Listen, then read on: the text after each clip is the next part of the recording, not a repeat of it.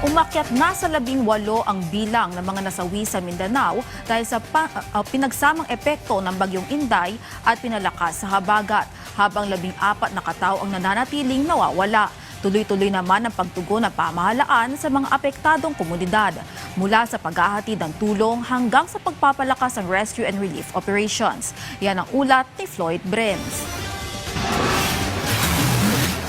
Patuloy ang pagtutok ng pamahalaan sa mga lugar na naapektuhan ng bagyong Inday at pinalakas na habagat, mula sa relief operations hanggang sa paghahanda sa mga lugar na nasa panganib ng pagbaha at landslide. Puspusan ang koordinasyon ng iba't ibang ahensya para matiyak ang mabilis na pagtugon sa mga apektadong komunidad. Ayon sa Department of Social Welfare and Development, nasa 115,000 na pamilya ang naapektuhan sa iba't ibang rehiyon, habang libo-libong residente ang pansamantalang nananatili sa mga evacuation center at sa bahay ng kanilang mga kamag-anak. Patuloy ding minomonitor ng pamahalaan ng sitwasyon sa mga lugar na apektado.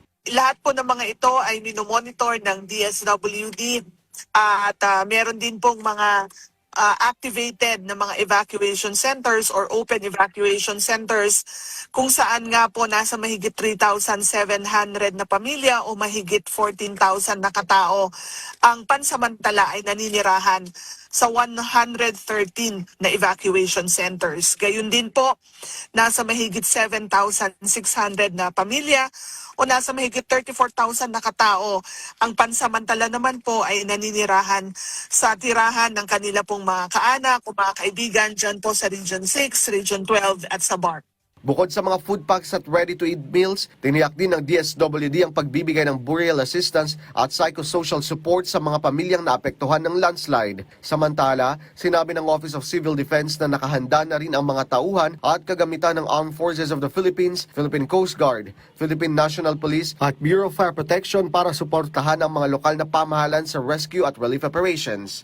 Tuloy-tuloy po kami sa aming pag-coordinate and pagbibigay resources, no, lalo na yung mga nangangailangan ng additional manpower and transportation requirements from the armed forces, galing sa ating Coast Guard, sa PNP and ating Bureau of Fire Protection. Samantala, patuloy pa rin ang koordinasyon ng ibang mga government agencies para umagapay sa mga kababayan nating naapektuhan ng bagyong Inday at habagat.